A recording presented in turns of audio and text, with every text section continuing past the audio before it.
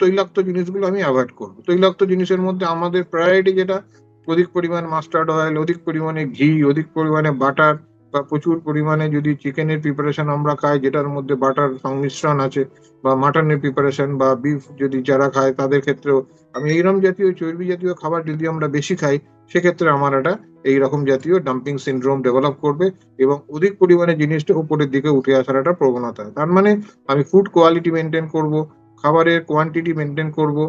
Next come to the নিজের habits. অনেকেই আছে দেখবেন খাওয়া দাওয়া করলো, খেয়ে দিয়ে শুয়ে পড়লো। দিস ইজ একদম ব্যাড প্র্যাকটিস। বেসিক্যালি দুপুরবেলা ক্ষেত্রে female are the most sufferer. বেশিরভাগ ক্ষেত্রে হাউস ওয়াইফরা দুপুরবেলা খাওয়া লেট আওয়ার্স করে লাঞ্চ করলো, করেই তারপরে শুয়ে পড়ছে। This is not the good habits. তার মানে আমার স্টমাক ক্লিয়ার হলো না, আমার স্টমাক ডাম্পিং হয়ে থাকলো, আমি গিয়ে শুয়ে পড়লাম, সো দ্যাট ইন্টেস্টাইনাল মুভমেন্ট আরো কমে গেল। তাহলে এই যে ডাম্পিং স্টমাক, সেটা পুরোটাই রিফ্লাক্স হবে, উপরের দিকে উঠে আসবে।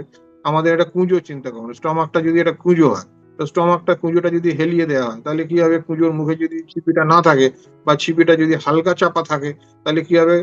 কুঁজো থেকে জলটা বেরিয়ে আসবে। সেই রকম একটা স্টমাকের পুরো মেটেরিয়াল উপরের দিকে উঠে আসবে এবং পেশেন্ট কমপ্লেন করবে বুকে ব্যথা করছে, গলা জ্বালা করছে, ভেরি কমন কমপ্লেন।